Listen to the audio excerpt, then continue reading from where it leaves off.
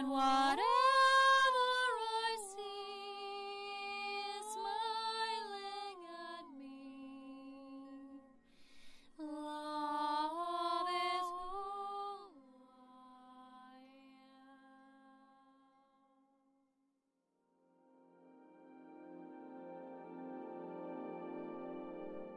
So hello there, dear beloveds, and welcome to another video session with me here today. I think it's been a while since I found such a nice recording spot because, you know, it's been winter and so on.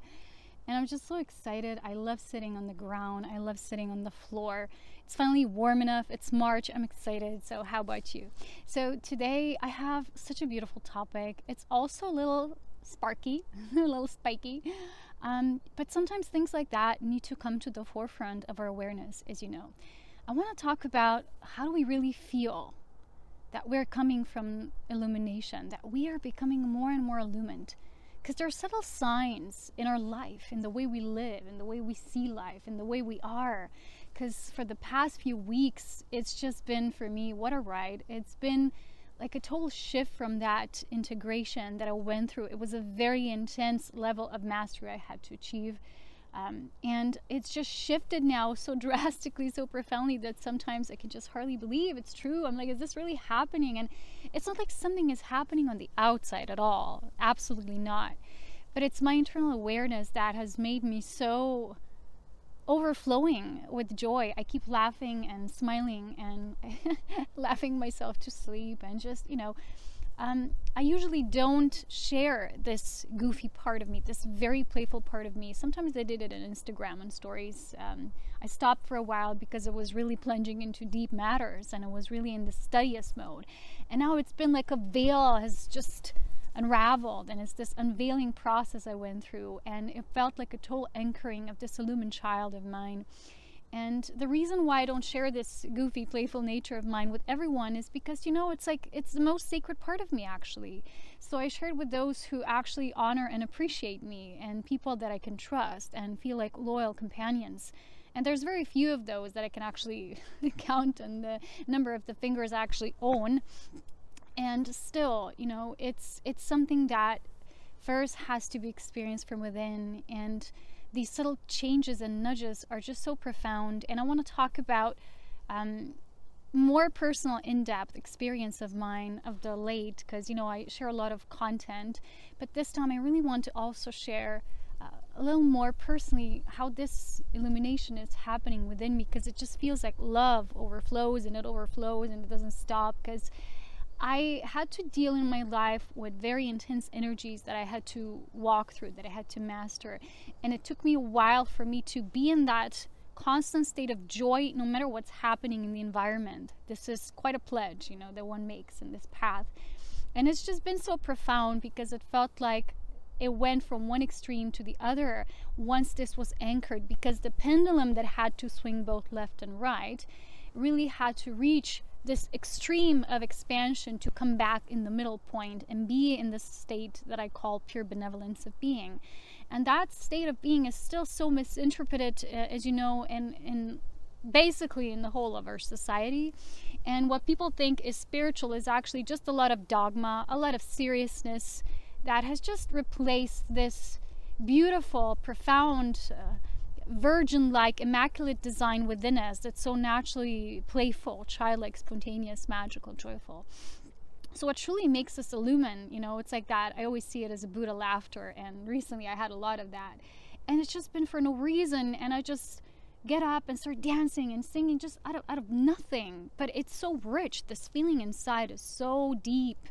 And it's just continuously pouring and pouring, and it's like you can't stop it. And it feels like this real anchoring of your illumined state, because it has to go through many levels of what it's not that.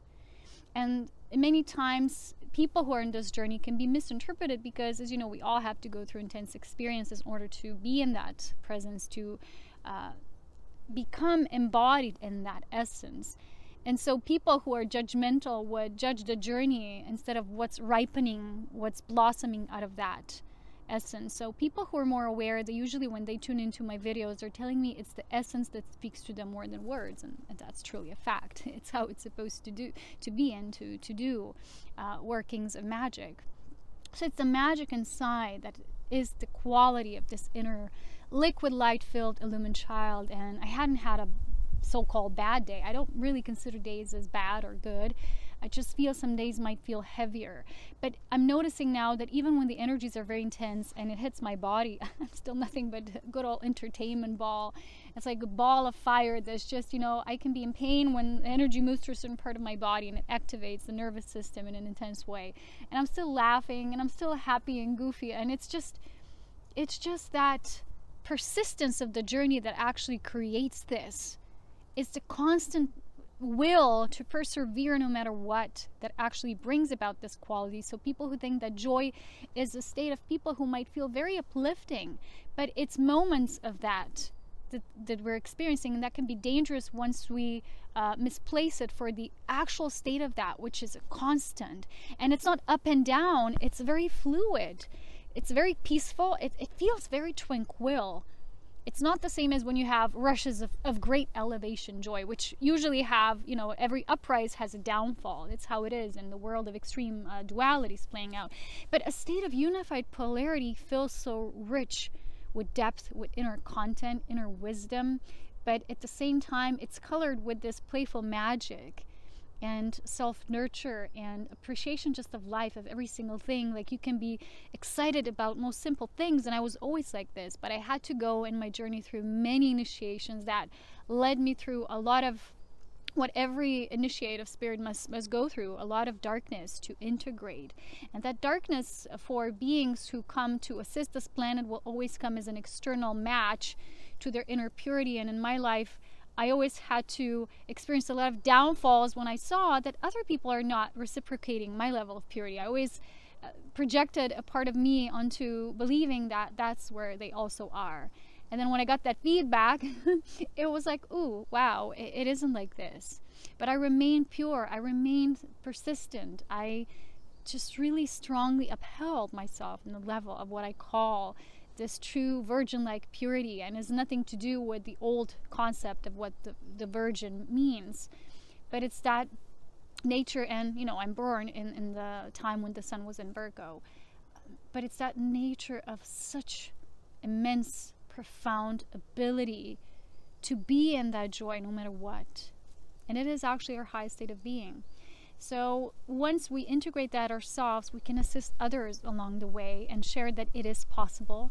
These times are turbulent, there is a lot of turmoil, but once you elevate yourself beyond the so-called current human condition, you can experience levels of profound transcendence, and they're not your mind escaping to illusory realms in order to, you know, just exist there to escape the world. What you're doing is you're actually bringing all the telepathy, all that inner knowing, all that ethereal magic, you're bringing it into the feeling of your body. So the mind can lie, it can deceive, it can manipulate, it can make up stories, as you know. It's prone to that because it's like an inbuilt program. But the body never lies. I've been talking to you about this over and over again. When people have diseases, illness, sick parts, right? It's always a call. Is the body's radically truthful with us? So to be in that state of truth, of illumination, is not to be in the wishful thinking, but it's radically being real. It's the grounded, embodied pleasure of the soul when all of these senses align with that which is internal. And we don't have to externalize our experience to feel that way, which means have a trigger to create a certain response. But it's a natural pouring of the liquid light from within. And that's how recently I've been feeling for weeks. I've been just in the part of observing it as well, not to overthink too much of it. So today, we actually did a beautiful healing session. I said, look, we didn't have an angelic meditation for a while now. Let's do it. Because when I feel it, I'm just called. And it's like, I know it when it has to occur. So we were sitting in a circle, and I just asked what's now important for me to know, and in my passing journey, what's next. So the guidance was very profound, and they actually shared with me that everything I do, when I sit here like this to record, they were showing me something that we don't see as humans, you know, even me, even myself, and I'm very connected, as you know, with spirit. And they said it's not about when you put that online and then how many people review it and what's a result of that, but they said the correspondence is immediate. It is you sit down, and when you share that, the truth pours out. It goes into every stone, into every fabric of life. It just moves. It moves the energy. It's preparing the earth. It's seeding the earth. And it's like this immediate response. And that is what the immaculate level or the immaculate design truly does. That's the level of the essence, because only from the essence level, that which is essential, that's what it means, can be triggered. It's like an instantaneous result, which the mind can never do because it's flat in its origin. It's literally a construct. It's an experimental design, but it's not the very essence or the fabric of life that we know as our source. Okay, so this was a first beautiful message, which showed an invisible nature that we can't always see. And the angels were saying, you don't see that. It's so invisible, but it's so profound. It's so rich. It feels life with more life. That's what pure essence means. So for years now, I've been talking about the essence level and how important it is, as well as true spirit connection for humans. Because when I still witness life and other people, and sometimes get these silly responses from other fellow beings, they can be very judgmental as well, not just beautiful, right? And I'm shown over and over again that people have a tendency to constantly judge. It's like the preliminary response to that which is known and fear to that which is unfamiliar. It's like either put in a box or totally said, no, I'm not going to even unpack this. I'm going to go further because there's something there that I don't want to see. Usually it's about the self, although it can be shared as a perspective of the collective or another person, but it's always the self that responds to that. So if there's a reaction like that, there's always, something co-created along that reaction. So when I'm observing and seeing that people in general still lack that true, what I call the Holy Spirit connection. You can call it whatever you want, but it's the essence of life that is a she source, or the feminine essence of life that is known as the Holy Spirit, is the life-giving, the birthing quality of life. And only that can truly change us at the most profound level. That is why in ancient mysteries and in mystery schools, the last initiation was always with the mother goddess, or the she source. And it's just how it is.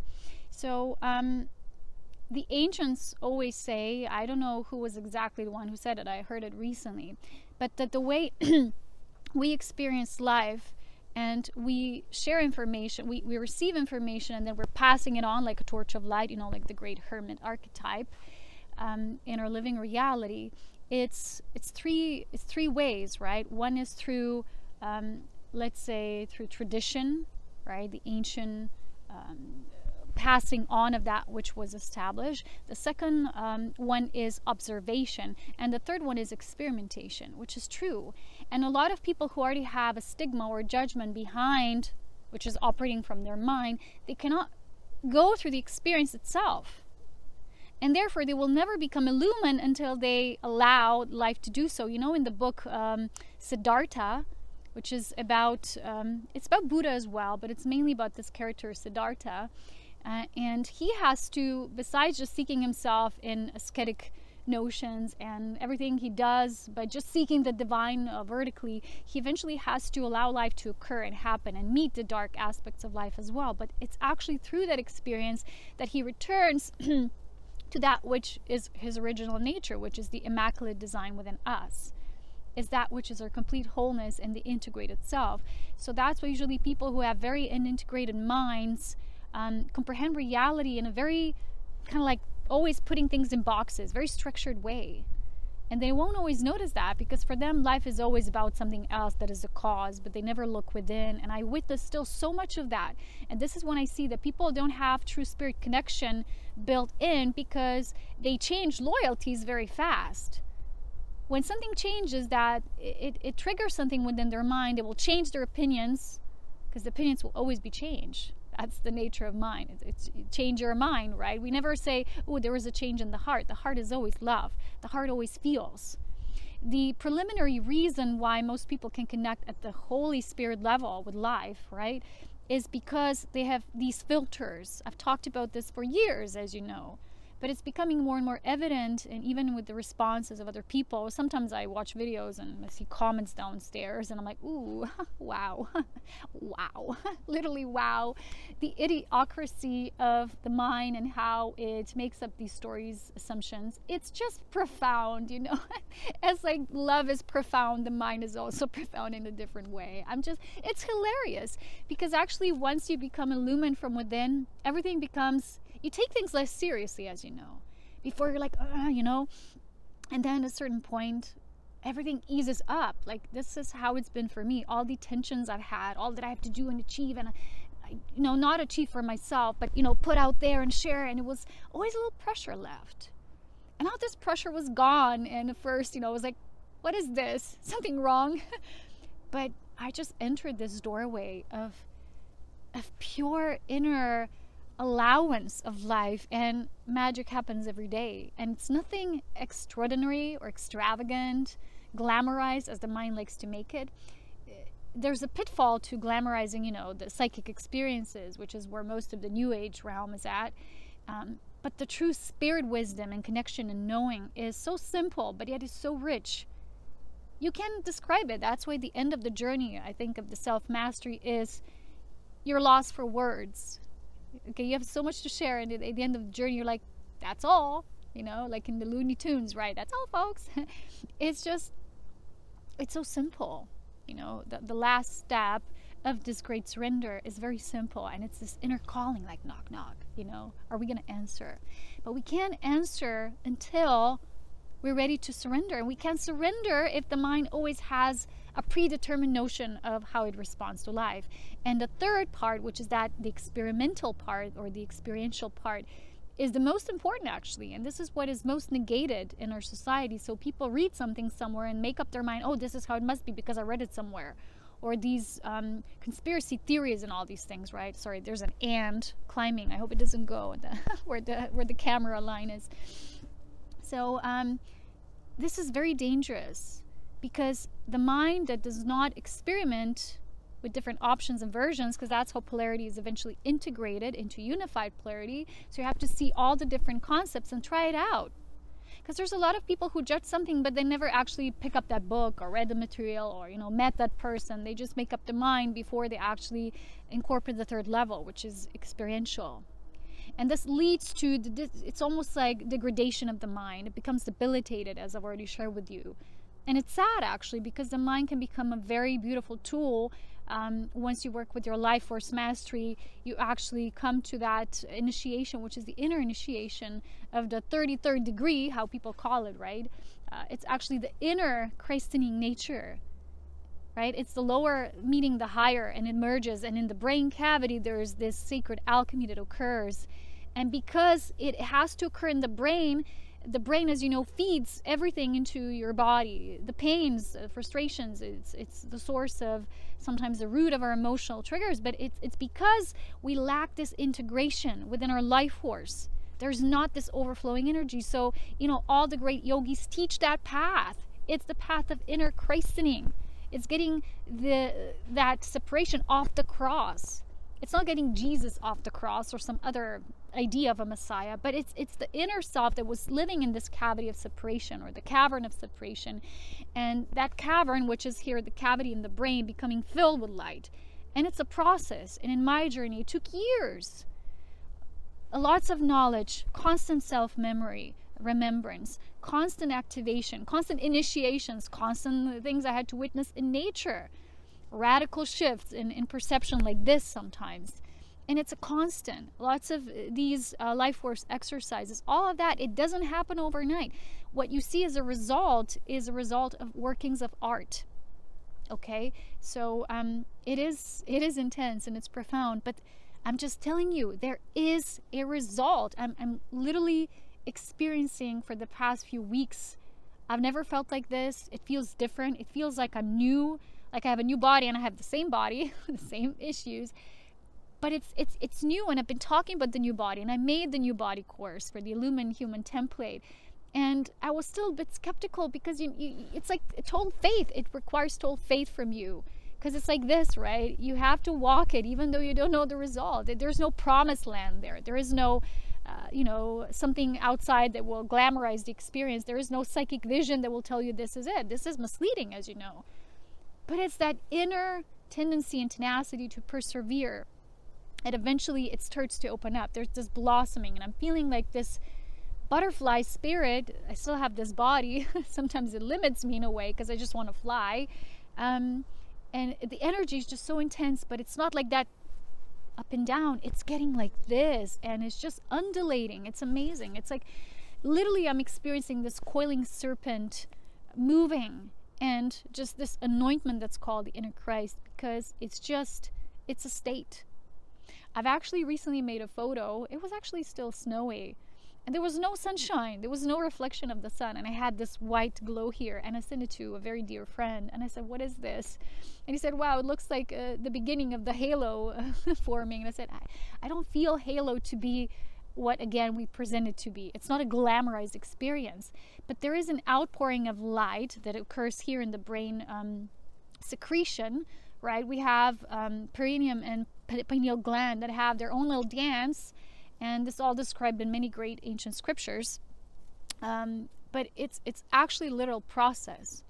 And because once this is overlit, and that's why it's called the overlighting presence within a being who becomes a lumen from within, it literally changes everything about you. The old tendencies, the old ways you think, we can't bypass the mind with techniques of more mind. It will never occur. This is how illumination will never, ever, ever occur. I'm telling you that. It doesn't work. The many techniques we develop, as well intended they are, they're not essential. This life force mastery path for illumination is the key. It's been in every ancient mystery, whether it was a mystery school, whether it was in ancient teachings of a yogi, but it was actually all the same principles described through numerous people who have gotten it themselves, who had this lightning bulb going off. So in the last part, I really want to discuss something, which is that sparky part of the video. It has to be done as well. Sorry, guys. But recently, I've gotten this comment from someone, and of course, first reaction was I just began to laugh because I couldn't believe, again, the idiocracy. I'm not judging or offending anyone, but the mind, right? The way the mind has been manipulated, that's idiotic. Not the people. I'm not calling people idiots at all. But it's just so debilitated that we can't think with our illuminated self. That's our natural birthright. Come on. It's fantastic once you are as a beautiful being that you can become, as you see many great teachers you believe them to be. Anyone can become that. But you cannot if you stay in this fixed module, right? So there was a comment from someone, and they said to me, I unfollowed you because you started mentioning Menley Hall, and he's a 33-degree Mason, and he's blah, blah, blah, and this is the dark path. I'm not going that way, so I unfollowed you, and this is dangerous.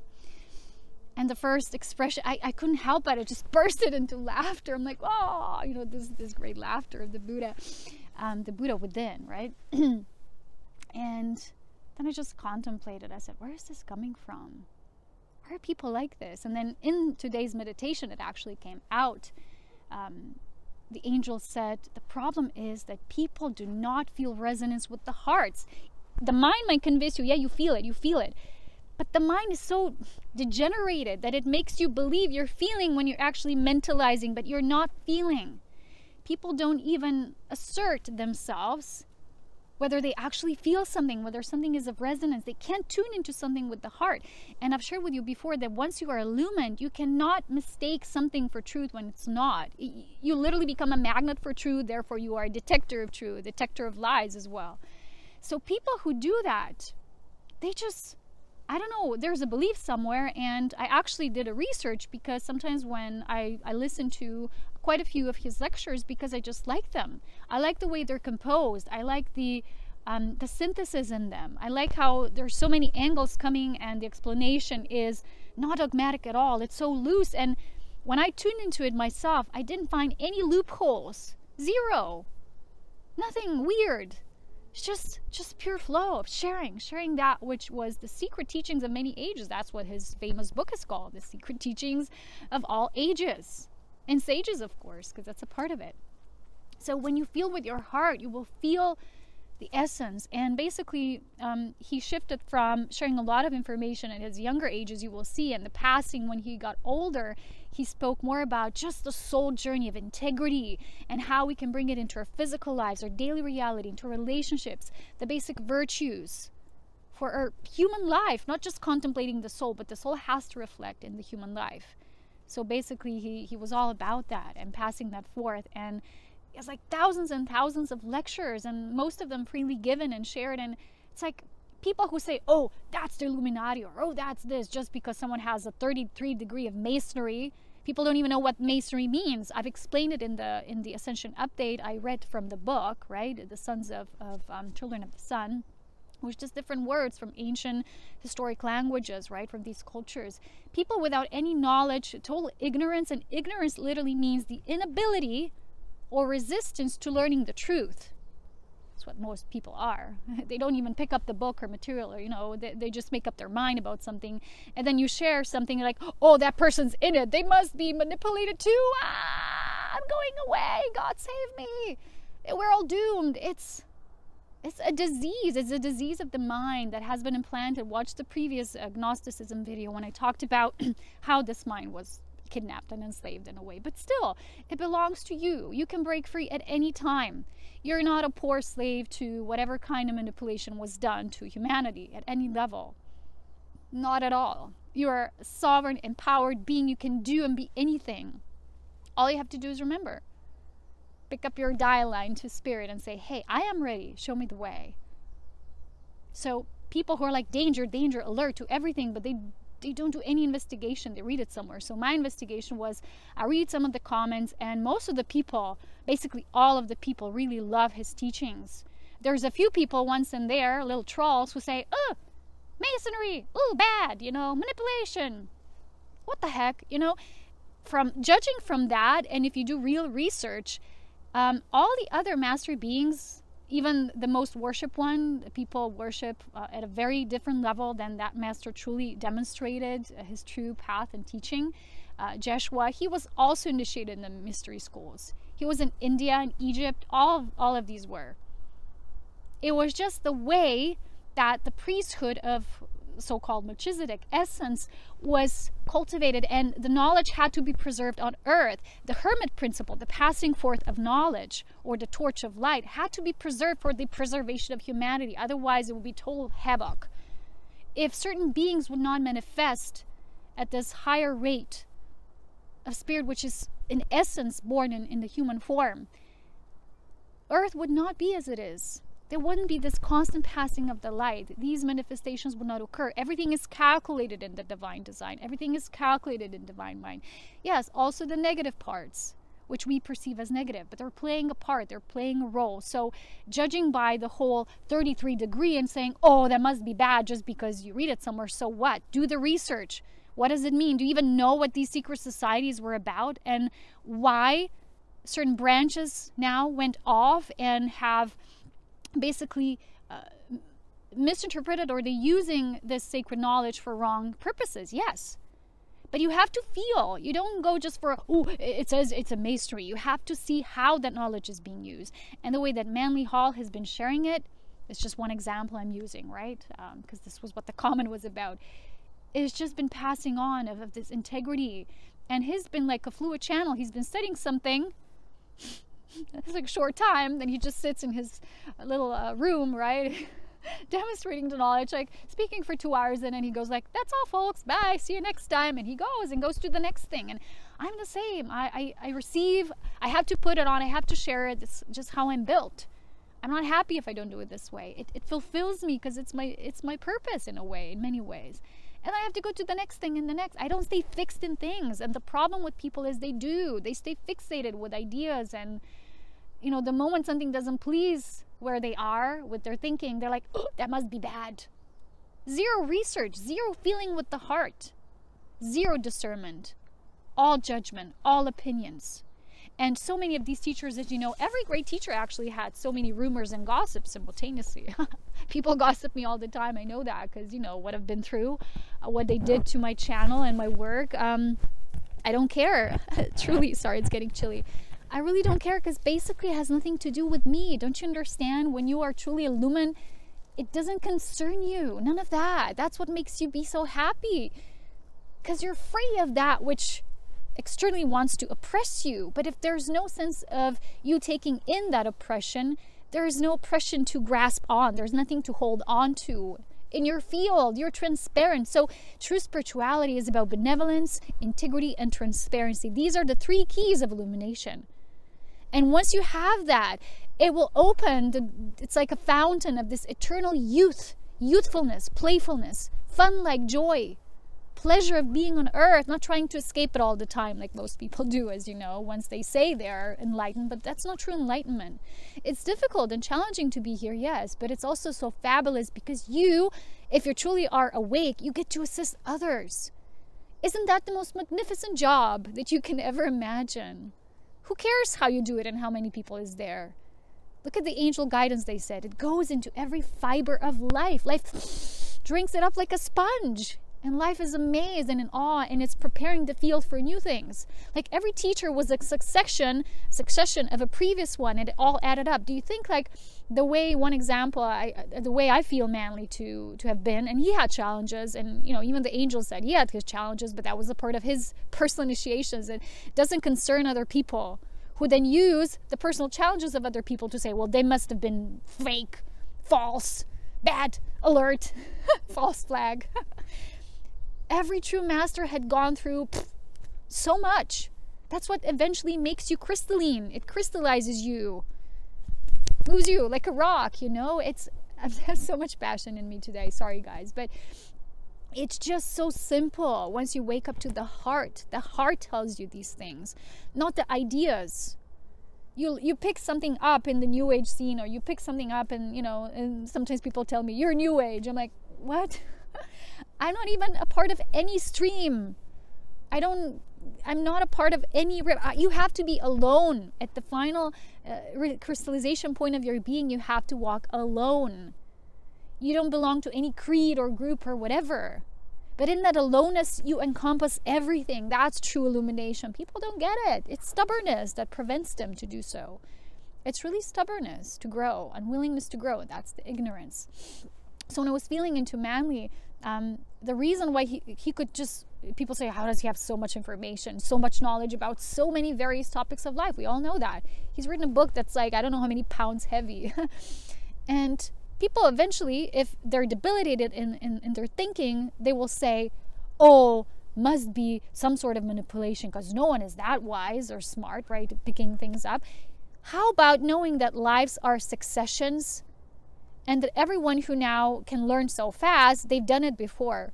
So I felt like his lifetime was just like a synthesis. He was just picking it up. Like I'm the same. If I pick up a book, it's not new. I'm just like, oh yeah, triggers. And it's a fast, process in the way my universal mind is bringing me all this information. But it feels like it's slow when you have to read the book from word to word. For me, that's very linear. And sometimes I don't like to read because of that. I prefer listening and taking in that way, or watching. But still, my fastest route, as you know, is direct spirit connection. That's the fastest broadband connection you can imagine. But truly go into the depth of actually what, one example when we talk about this today, is all that he was sharing is how to tune into this universal consciousness, and brought all the perspectives of all the ancient ones who've done it, that he was trying to show that it was the same essence in the grain of that sand of crystalline wisdom in all of these. So we don't have to get dogmatic. We don't have to get religious in a way that is now presented to us. Religion was never meant to be that way. That's basically all he was teaching. So if you say, well, that's Masonic, it's bad, you have to learn what the Masonic means anyway. And you have to understand it's not so black and white in terms of secret societies. because there's societies that are working for the good of the humanity. They're preserving the ancient teachings that if they come to the wrong hands, as you know, they're going to be as calculated and manipulated as much already was. You know, it's coming into the wrong hands and the wrong vault. So there's always that which has to maintain the principle of wisdom.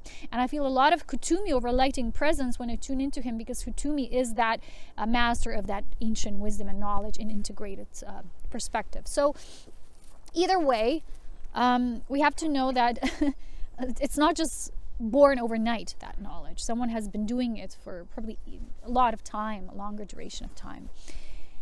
And someone who's very poor in their thinking, who's lacking in true connection, they're gonna have something pop up for them and immediately make a decision without any contemplation, any true reasoning, any research. No one does real research anymore. This whole new age is filled with people popping up things and just saying the first thing that comes to their mind. Well, have you ever thought that a lot of that, which is the first thing that comes that way, especially if it's judgmental, it doesn't always come from your own thinking process. A lot of times it's influence. So the angels today in that meditation said that a lot of these people who judge others to be misled are actually misled themselves. And again, it saddens me in a way, but I'm not attached to what is, because it's all a part of growth. I take it as it is. But it saddens me because there's so much potential right now, so much. They're showing me that things are really wrapping up with high speed now. All is like, it's all seated, it's all available. People just have to start saying yes, yes, and open up, you know, this process, which is direct life force connection. I don't know what else to say. It truly is that simple. So you have to do research, and like I said, if that falls into the 33 degree, right, and that's bad, you have to know what that means. And I've expressed in the previous video, the 33rd initiation is literally the inner, right, the spine with the 33 vertebrae, and then meeting that aspect which is like cut off in most people, and then working through it and overlighting the inner cavern, the brain. And it's just a process. The body won't go through it like overnight, but you have to know what it is if you want to be, you know, included in that which is true ascension. And that's why the ancients always said there's only two ways of moving beyond this physical sense. Is one is death, and the other is death per ascension, right? You raise your state, and death, truly just dying without ascending, is just a recycling of the energy. No true growth eventually occurs there. So I don't want to warn anyone against anything. I don't want to put ideas into people's heads. I'm just saying that my own life as a free spirit is lived my own way. Just because I like a certain teaching that I get something from, because it triggers my own memory and it activates my earthiness as well, because I'm very cosmic, so I sometimes need things to ground me in the way things have been going on Earth. The earthy perspective, I need a lot of that to combine my galactic origin awareness and what has been history of Earth, and it helps me with that. Doesn't mean that now I'm manipulated and, you know, I'm misled. Watch what you're saying, okay? Especially to people you don't know, because you don't do that. Ego does that, but the being within would never do that. So when we are watchful within ourselves, we will watch for our responses. If you have that nerve feeling within you, like nervous feeling, oh, I just got to tell this person their own, right? A lot of people do that. That's ego. Love is not like this. Love is an essence. So when I was tuning into most of Manly's lectures, at the end, it was all about just love. Love is that glue, and it's the same message. Every true teacher went from a lot of knowledge. They had to walk the path. Eventually, it all crystallized into very pure few things, right? That purity, integrity, and love. Simple as that. How about that? So I think that's about all I wanted to talk about. It really opens up the perspective for us to truly grow. I did not come here to pet people's egos and say, yeah, because, you know, people, when we hear what we wish to hear, it sounds easy, and everyone's always like growing a few centimeters when they hear something good about themselves. But when something more, you know, pinchful like is expressed, people go like, no, not me. why would you get this message? Why is it coming to you? You know, if you just stay in what you already think is truth without doing any contemplation, observation, exploration, you'll just stay where you are, and that's fine too. But you don't get to judge others for where you think they are, because in most cases, trust me, they're not where you think they are. It doesn't go this way. Life is not like this. You don't get to think for others. That's all I will say. So open your heart. There is such a strong potential now. So much here to assist our illumination. I'm just loving it. For the past few weeks, it's like I'm like in this beautiful, very firm and grounded space. But it moves me to tears. I'm just moved. I'm moved by life. No matter what it is, you know, I feel that I'm finally not feeling that, because I was always so hypersensitive. Finally not feeling so quickly influenced by the external pressures, because the light within me has expanded so much. And the borders, when it's extending outwardly, are just becoming more limitless and limitless. And that's how illumination is supposed to make you feel. So if you don't feel like that, obviously what you're engaged with is not leading you to that path. You know, it's also, I think, in one of Manly's teachings, that also is from previous ancient teachings, it's about if something does not produce results in terms of embodiment, it's not right. If it's literally moving you, if you're changing, and a lot of people who have been watching my videos or being companions with me when I share these little nuggets of life in essence, they've been sharing with me how they have been transforming through the years. Truth of love transforms you. Anything else keeps you bound, just keeps you more bound. So do the research. Don't just get so fixed and say, oh, the secret societies, they're all out to get you. No, because, you know, if you were truly talking about a secret, something that wants to manipulate and harm you, trust me, the greatest harm being done on our planet is not through words.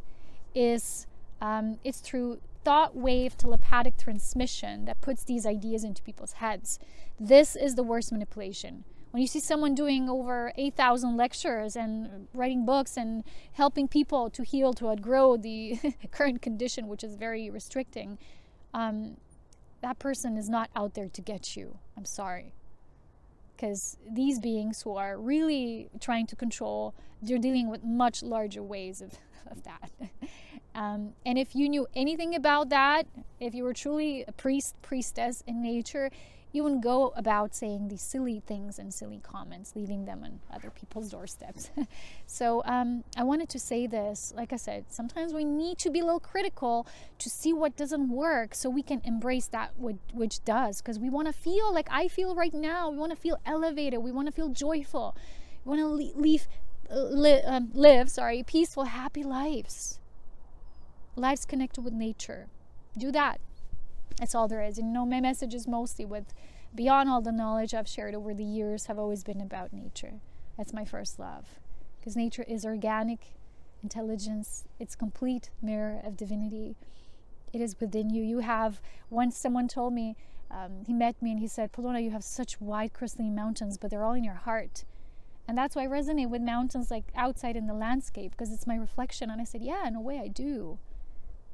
It was truth in their words. It's very beautiful. So get to know these mountains, these crystalline pillars in your heart, and you will know only beauty and love. I tell you that. I assure you. I hope you enjoyed this video. I hope the view has intrigued you as much as it did me today.